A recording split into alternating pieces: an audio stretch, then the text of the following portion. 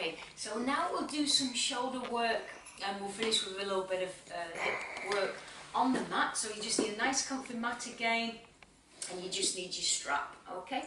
So get yourself comfortable on the mat, head's nice and secure down there. Bend your knees just to force that lower back in there. And this time we'll just take shoulder width, okay? So you're just placing it on your thighs, you're looking up, yeah, got shoulder width. And then all you're doing is taking over your head. And if you can touch the floor, it doesn't matter if you don't, just make sure that it's not painful, it's just a nice range of movement. You're coming over, nice and steady, forcing that stretch, and now just force it away from you. Okay, for that second repetition, you're coming back to your thighs each time, and then over we go. That's great.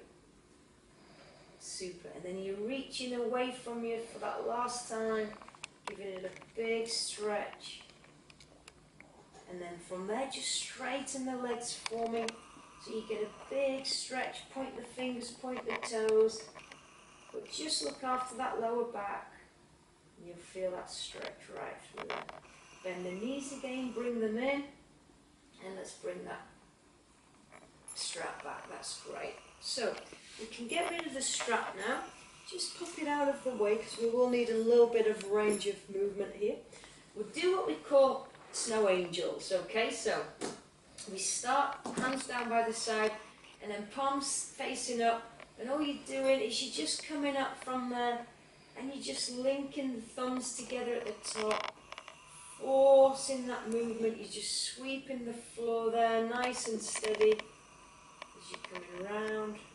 And let's do that again. We'll do that for three times, forcing that movement. And again, if you get to here, that's fine. We can work on that range. Just take it to wherever's comfortable for you. Certainly don't force anything, and it should not be painful at all. That's great. So you're just sweeping it up. At that point, force it up as well. So you're forcing up and away, wherever you are. If you're there, that's fine. And then from there, just bring the arms down. Link the forearms together like so. And then all you're doing is just looking through your forearms. Okay, don't let the elbows separate. Keep the elbows together. Hold it there for 3, 2, 1. Bring it back. Lock the elbows together, and then take it again as far as you can. 3, 2, 1, and all the time you're just forcing that back into the floor by just bracing your abs. There you go. Look. 3, 2, 1, and then what you do, you come up so that you've got a nice 90-degree angle at the elbow joint, and we do what we call, we find that end point just with the arms at 90 degrees, elbow at 90 degrees still, and you're pointing it out there. Don't force anything. Even if you get to here, that's fine. We can work on that end point. You come down and then come back up. So you're back into that position. Come down. Just feel that end point. Again, don't force anything. The idea is to work on that range and get it to the carpet, but that'll come for sure. When you get to there, that's your third time. We start to just bring the arms down to the sides. Try not to let those hands come up. You're just keeping them as close to the floor as you can, but you're trying to maintain that 90-degree angle at the elbow joint there. So my upper arms have come off a little bit. It's a tricky area down there. Now I'm starting to work up. We go. That's the position that we started at, that 90-degree. Let's move through that. Again, sweeping the floor, and you're trying to link those hands up. You see my fingers are pointing there. Even if you're here, that's fine.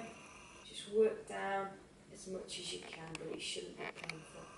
You come down, and again, don't forget, just check that 90-degree angle at the elbow joint. That's your start position, and then we're working down again, down again, down again, trying to get the upper arms to the side of the rib cage there. Force that lower back down, and then you're coming back up, 90 degree, yeah, you're good there. And then up we come, nice and steady. Just meeting, even if you're there, that's fine, or you're there, we can work on that range of movement. And then from there, we just come down, find that 90 degree, come back in.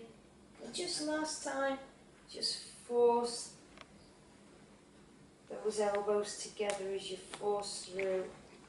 Come back, release off, just give it a little shake, and then we'll just take it a little bit further. That's great, well done, super, super. Back to that start position, we take it out, feel that end point. Let's bring it back in again just to make sure that blood flows there. Taking it out. Then this is what we call lockdown. Elbows are locked down so they can't move. Check you've got 90 degree at the elbow joint. Even if your hands are here or you're here, that's fine, no problem. Neck's in neutral. Before you start anything, just make sure your neck's in neutral. Abs are braced. And then what do? What we call internal rotation. So those palms start to come down.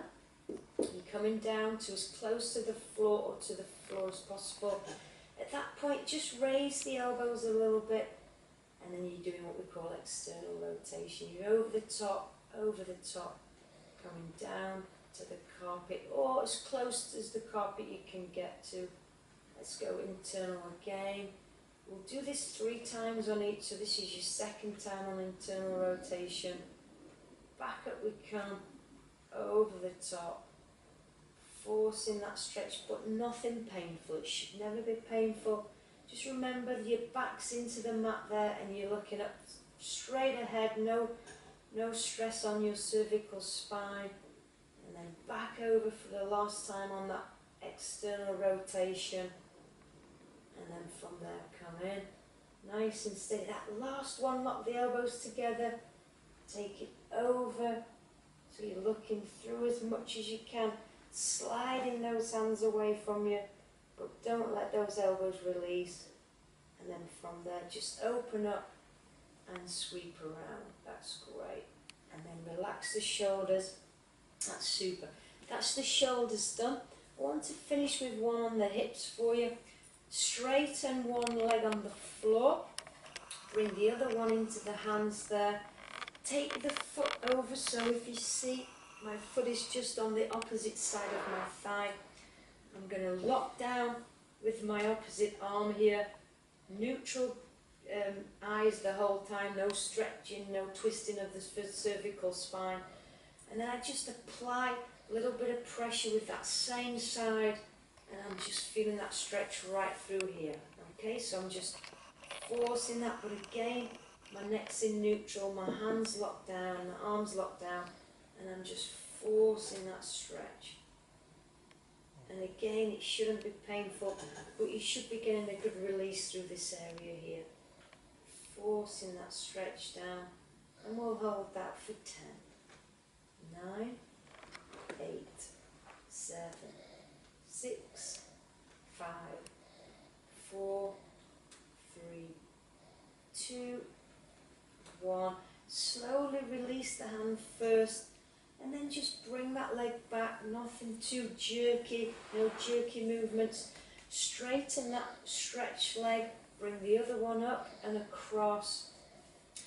Place that hand on, but just first lock yourself down. Just think about that vision. Where's your cervical spine? It's in neutral, everything's in line. And then we start to work across, and we're forcing that leg down. And the whole time I'm just allowing that knee to come a little bit closer to the floor, but my gaze is neutral and my hands locked down on the opposite side. And let's count to 10. 1, 2, 3, 4, 5, 6, 7, 8, 9, 10. And just ease up. Release that leg, just ease it up. And then last stretch, just point the fingers, feet together, point the toes, arms above the head. Give it a big stretch out, point the fingers, point the toes, and we'll count from 10, 9, 8, 7,